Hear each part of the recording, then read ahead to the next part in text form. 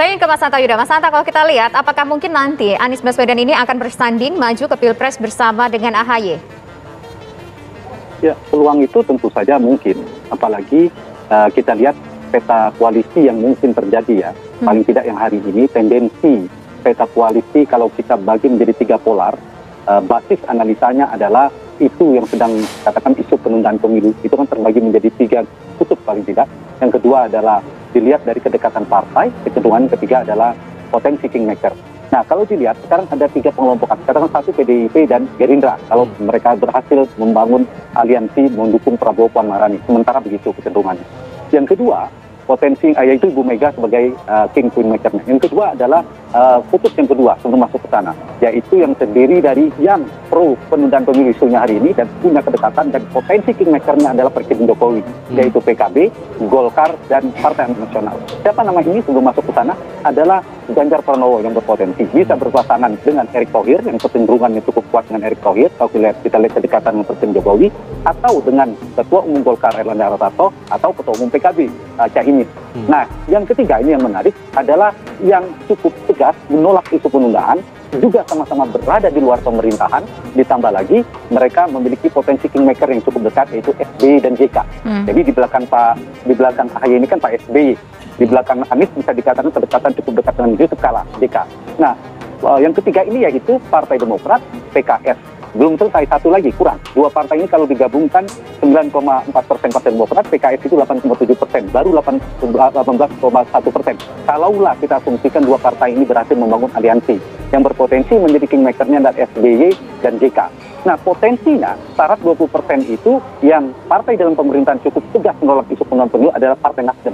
Jadi mungkin saja Partai Nasdem bergabung menjadi bersama PKS dan Demokrat itu membentuk aliansi kutub polar politik baru dengan mendukung katakanlah nama yang sedang kita bahas yaitu Anies dan AHY. Itu peluangnya ada. Karena apa? Karena Anies cukup dekat dengan Partai Nasdem, dengan Pak Surya Paloh.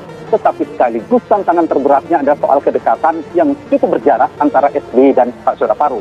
Kita tahu Pak SBY dan Pak Surya Paloh itu secara politis tidak terlalu dekat dibandingkan tokoh-tokoh yang lain. Itu tantangan terberatnya. Yang kedua, kenapa saya katakan ini punya peluang juga cukup besar, 2 kombinasi figur ini cukup saling melengkapi. Satu kekuatan, katakanlah selain sipil militer yang telah dibilang, Anies basisnya sipil, kemudian AHY ada militer. 2 figur ini juga kalau kita analisa, mereka berangkat dari kekuatan basis yang relatif saling melengkapi. Kalau Anies Baswedan itu kekuatannya kerap digunakan di barat, di Jawa Barat, basisnya Pak Prabowo pada 2019, DKI Jakarta, Banten, dan sebagian Sumatera. Dan kelemahan Pak Anies itu adalah di Jawa Tengah dan seterusnya. Mestinya ada peluang bagi AHY untuk membangun di Jawa Timur dan sebagainya, beliau dari Pacitan. Meskipun di sana juga belum begitu kuat Pak Mas AHY, tapi ada peluang dengan waktu 2 tahun ke depan atau 1,5 tahun ke depan. Jadi saling melengkapi. Yang kedua, Anies dipersepsikan sangat kanan, katakanlah representasi kelompok religius, kelompok kanan Islam. Dan AHY karena itu religius dan nasionalis juga saya kira saling melengkapi. 2 kutub yang saling melengkapi. Kelemahan AHY kerap disampaikan soal pengalaman beliau, selain sebagai ketua umum soal pengalaman. Tetapi kita tahu Anies memiliki pengalaman dan terbang politik yang cukup tinggi. Jadi 2 figur ini kalau saya ditanya, tentu punya peluang besar. Secara figur, personalitas, kekuatan, latar belakang, mereka itu saling melengkapi. Tantangannya adalah 2 hal. Satu, bagaimana membangun, meyakinkan partai-partai koalisi, terutama mungkin PKS punya peluang bersama Demokrat, partai di luar itu, terutama partai yang sekarang memiliki kedekatan dengan Presiden Jokowi, yang berada di dalam pemerintahan untuk membangun aliansi itu, apakah mereka berhasil membangun itu? Kalau mereka berhasil membangun itu, maka berpeluang untuk membentuk koalisi sendiri. Saya kira itu faktor yang paling menentukan. Baik.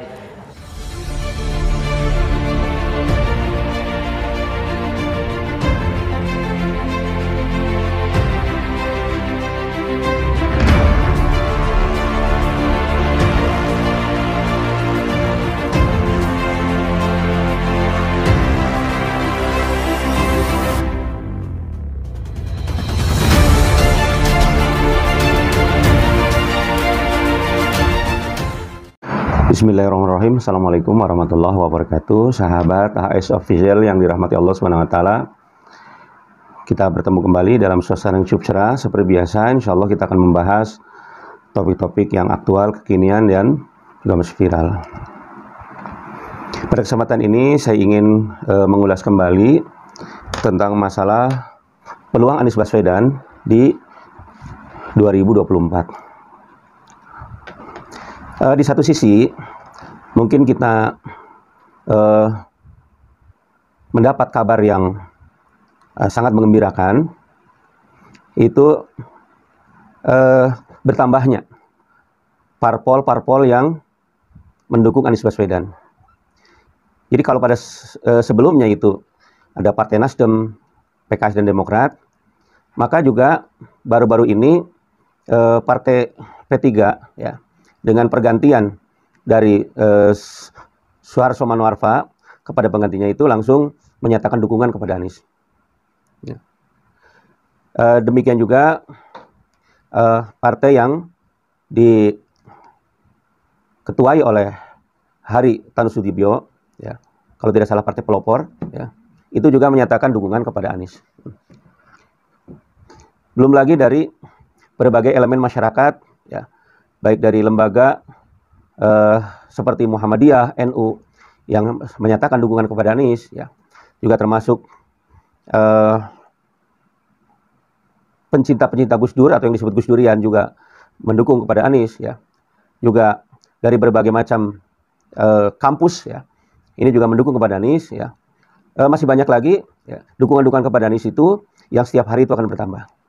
Sehingga dari berbagai survei yang dilakukan oleh siapapun juga, ya, Anies itu telah memenangkan polling, ya, atau elektabilitas itu lebih dari 60%. Ya. Ini menunjukkan bahwa dari sisi manapun Anies itu pasti unggul nomor 1, mengalahkan semua kandidat-kandidat yang lain. Ya. Ini berita gembira. Namun demikian, di sisi lain kita kadang-kadang masih merasa khawatir. Ya. Kenapa khawatir? Ini adanya skenario busuk yang dilakukan oleh rezim yang ditopang oleh oligarki. Ini yang seperti tetap berkeinginan untuk mengendalikan, untuk men-setting terhadap pemilu 2024. Kita khawatir bahwa 2024 itu masih berlangsung kecurangan-kecurangan. Seperti kita ketahui bahwa presiden threshold atau ambang batas itu sampai sekarang oleh MK itu masih belum diturunkan. Kemudian juga rezim ini seolah-olah pengen menginginkan adanya 2 paslon saja. Ini kan skenario mereka supaya mudah dikendalikan. Nah, oleh karena itu sahabat sekalian, ya, kita harus tetap waspada. Jangan bergembira dulu, kita harus berjuang. Ya. Kita harus memperjuangkan, ya, supaya presiden threshold itu bisa diturunkan sampai ke 0%. Ya. Yang kedua, paslon juga jangan sampai hanya 2 paslon. Minimal 4, kalau bisa 5 paslon. Sehingga ini akan terjadi sebuah keadilan dan juga pemerataan. Yang kedua, kekhawatiran yang kedua, ya, ini juga apa yang disampaikan oleh Wakil Ketua Umum Partai Nasdem, ya, bahwa ternyata masih ada kemungkinan Anies itu tidak dicalonkan oleh Nasdem, ya, apabila Anies itu tidak mendukung program-program Jokowi. Walaupun saya yakin ini bagian dari politik Nasdem untuk bisa tetap berkomunikasi berhubungan dengan Jokowi. Ya. Karena kebetulan yang menyampaikan ini bukan langsung ketua umumnya Surya Paloh, tetapi hanya wakil ketua umumnya. Ya. Karena di sisi lain, Bapak Surya Paloh tetap membangun komunikasi dengan PKS dan juga Demokrat. Ya. Jadi mungkin ini bagian daripada politik Nasdem, ya, untuk bisa meredam, ya, terhadap kekhawatiran-kekhawatiran sehingga rezim ini tidak melakukan kecurangan-kecurangan atau paling tidak, ya, membiarkan supaya adanya berbagai macam paslon untuk bisa bertarung di 2024. Sahabat sekalian, seandainya misalkan Nasdem betul-betul tidak mencalonkan Anies, ya, kita berharap, ya, ada P3 yang sudah menyatakan mendukung Anies, ya. Juga belakangan kita lihat PAN itu juga sudah mulai mendekati Anies, ya. Bahkan baru-baru ini juga ini sepertinya Golkar juga akan mendukung Anies. Ya. Nah, apabila ini partai-partai ini mendukung Anies, kita tidak usah khawatir masalah presiden threshold ini. Ya. Jadi apabila memang KPU tetap menetapkan ambang batas 20%, ya, maka insya Allah kita tetap optimis Anies bisa maju. Kita usahakan supaya kecurangan-kecurangan itu bisa dieliminir. Ya. Misalkan petugas di TPS kita minta dari pihak oposisi dan juga dari tim independen itu ditambah. Juga adanya pengawasan dari pihak oposisi, tim independen ketika pengantaran dari TPS ke kecamatan, ke kabupaten, ke provinsi, juga ke pusat. Demikian juga kita minta supaya ketika KPU melakukan perhitungan, itu betul-betul diawasi oleh tim independen, tim oposisi. Ya. Dan kita minta supaya KPU itu selalu terbuka, transparan, dan tidak mengumumkan pada malam hari. Ya. Ada beberapa langkah yang kita mudah-mudahan bisa mengeliminir terhadap kecurangan-kecurangan tersebut. Ya. Jadi kita jangan terlena dulu, terengah dulu dengan apalagi beruforia ya Anies itu bakal menang, tapi justru kita mengantisipasi terhadap berbagai macam kecurangan-kecurangan ini. Ya. Sepertinya makin hari ya dukungan kepada Anies itu makin merata, makin melebar, makin banyak.